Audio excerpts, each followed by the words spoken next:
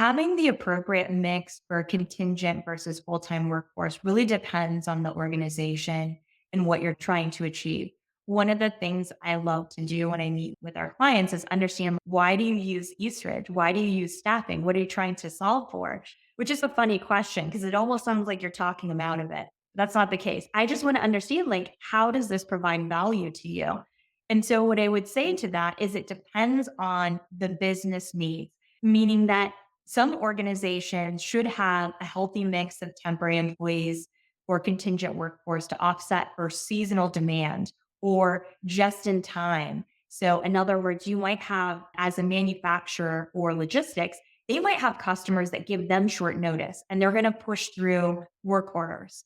It takes some time to onboard full time employees. So if you have the ability to work with a staffing agency like Eastridge, especially if we know each other and understand what you're looking for, we're able to get candidates out within a day's notice, depending on the role. In some cases, it's a couple of days. It just depends on the complexity of the position. So I believe that it allows organizations to be very flexible or agile. You think about the pandemic and what organizations had to go through. At one point, everybody turned off the faucet. They're like, I don't know what to do with all these employees. I can't operate. Then we find out essential businesses can continue. But then you have a group of employees that did not want to participate in the labor workforce because they were scared.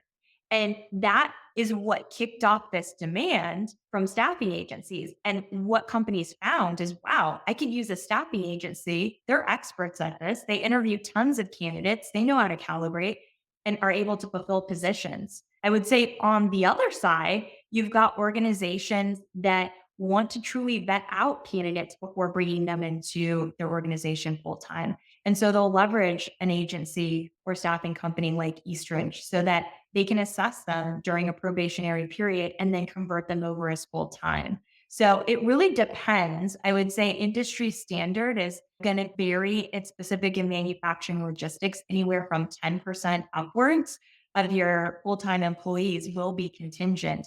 And again, it gives you that flexibility, the agility, and also offers you the opportunity to truly assess the type of talent you want to bring into your organization. Based on the data and the skills gap shortage that we're predicting, I would expect temporary employment to increase because organizations are going to struggle to find candidates and the demand is going to continue to increase, the supply may decrease. So I would suspect, specific to manufacturing, I would suspect that the temporary penetration rate will increase. Off the record, I would say last year and into this year, we feel the decrease. I want to say in 2022, we were over a 2% temporary penetration rate, meaning 2% the workforce was temporary employees at the US level.